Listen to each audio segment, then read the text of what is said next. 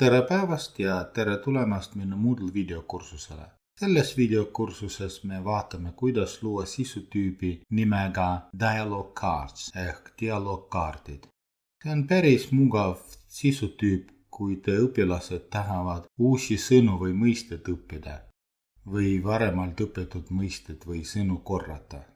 Vaadake, siin kaardil on pilt ja pildil on klass ja ingliskeelne tekst. Ja teisel pool on sama tekst, aga eesti keeles ja helifaili vajutades õpilane kuulab eestikeelse fraasi. See on klass.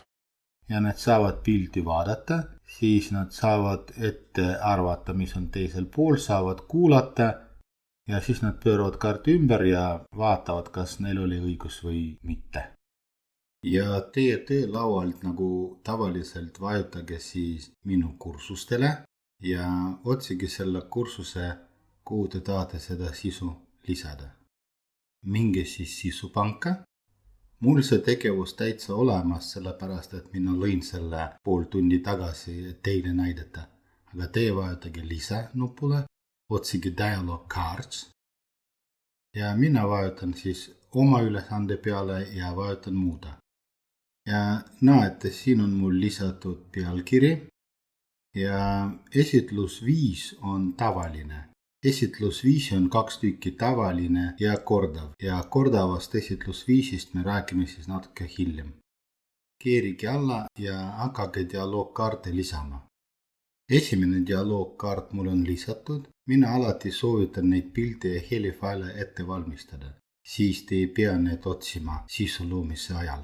Okei, mina lisan siis teise dialoogkaarti. Teksti küsimus läheb siia. Nii, teksti küsimus läheb siia. Siia läheb vastus, see mis õpilased näevad, kui need kaardi üles pööravad. Lisan pildi ja lisan helifaili. Kui see helifail on kuskil muul salvestatud, siia saab linki lisada, aga mina laadin faili üles oma arvutist. Ja siis ma teen pausi ja lisan ülejäänud kaarte. Nii, kõik kaardid on lisatud. Mul on 5 dialoogkaarti. Esimene kaart, teine kaart, 3., 4. kaart ja 5. kaart.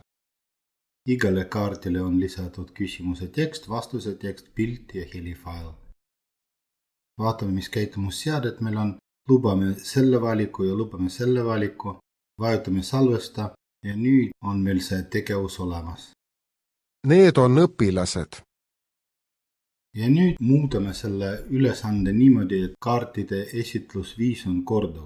Sellel juhul kaardid kordavad juhuslikus järjekorras ja kui õpilane arvab, et ta on selle mõiste selgeks saanud, siis ta vajutab edasi. Kui ta arvab, et ta ei ole selle mõiste veel selgeks saanud, siis ta saab seda kaarti korrata. Vaadake need valikud, ise otsustage, mis valikud teile sobivad ja vajutage salvesta.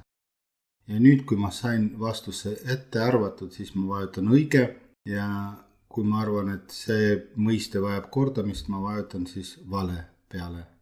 Tänan vaatamast, head aega!